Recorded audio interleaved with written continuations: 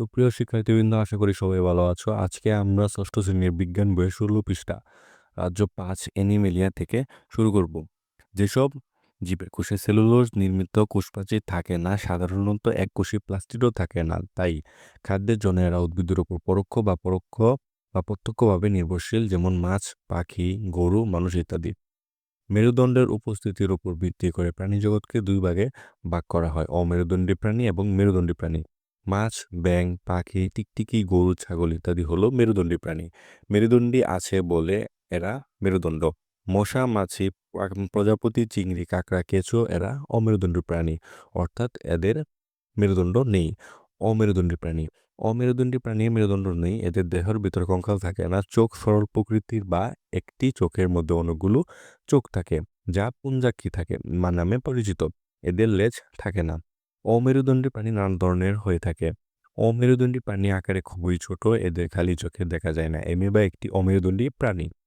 কেঁচো যোগ একদল এই দলভুক্ত অমেরুদণ্ডী প্রাণী।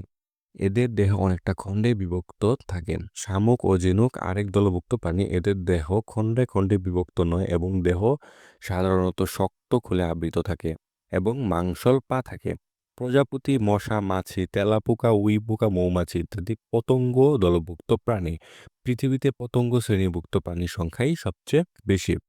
এদের দেহ তিনটি অংশে বিভক্ত: মস্তক, বক্ষ ও উদর।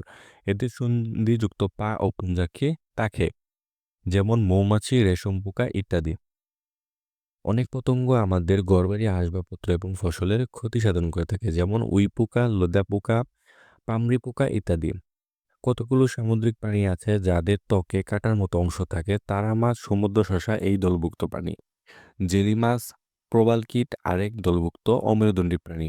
এদের দেহের ভিতর একটা ফাঁপা গহ্বর বা সিলিন্ডার থাকে, একটি মাত্র ছিদ্র থাকে। এই ছিদ্রপথ দিয়ে এরা খাদ্য গ্রহণ আবার বর্জ্য পদার্থ বের করে দেয়। মেরুদণ্ডী প্রাণী আমরা আগামী ক্লাসে পড়বো। সেই পর্যন্ত সবাই সুস্থ থাকো। ধন্যবাদ সবাইকে।